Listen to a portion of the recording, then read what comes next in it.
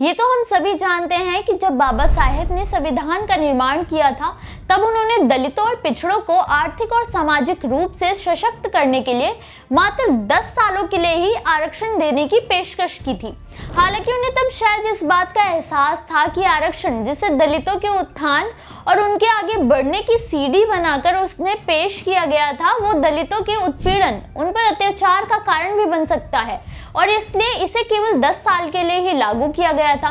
लेकिन संविधान के लागू होने के 10 साल पूरे होने से पहले ही 6 दिसंबर 1956 को बाबा साहेब का अचानक निधन हो गया था, और तब से ये क्लॉज तमाम राजनीतिक कारणों से हटाया ही नहीं गया है। और आज दलितों की क्या स्थिति है उसे हम और आप बखूबी तरह से जानते हैं। हालांकि संसद चाहे तो आरक्षण अब भी हटा सकती है, लेकिन क्या आप ये जानते हैं कि संविधान निर्माता बाबा साहेब ने संविधान के दुरुपयोग को रोकने के लिए एक ऐसा क्लॉज भी बनाया है जिसे चाह कर भी कोई सरकार, कोई भी संसद नहीं बदल सकती है। अपने इस वीडियो में हम उसी क्लॉज के बारे में जानेंगे और क्यों लिया था बाबा साहेब ने ये फैसला, इसके बारे में भी जानेंगे। नमस्कार, मेरा नाम है मोहिनी और आप देख रहे हैं भीमसेना। दरअसल संविधान का अनुच्छेद 338 ये अनुमति देता है कि अगर जरूरत हो और संवैधानिक हो तो संविधान में संशोधन किया जा सकता है, लेकिन यहाँ ये भी तय किया जाता है कि संशोधन संविधान की मूलभूत पहचान और मूल्यों को संरक्षित रखकर ही किया जाएगा।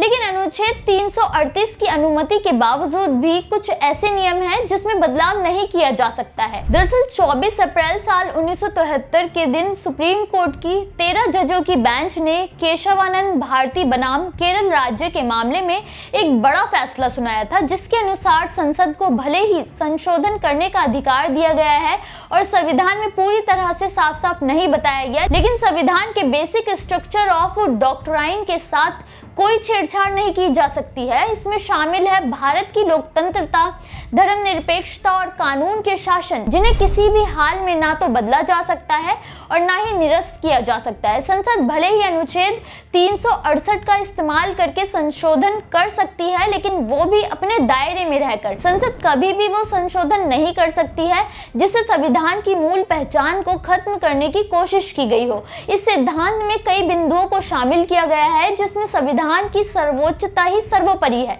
न्यायपालिका पूर्ण रूप से स्वतंत्र है। सभी विधायिका, न्यायपालिका और कार्यपालिका की शक्तियों को अलग अलग बांटा गया है। कोई एक शक्तियों का भोग नहीं कर सकता है। हमेशा लोकतांत्रिक और गणतंत्रात्मक सरकार का ही चुनाव और उनका शासन, यानी कि सरकार हमेशा जनता ही चुनेगी।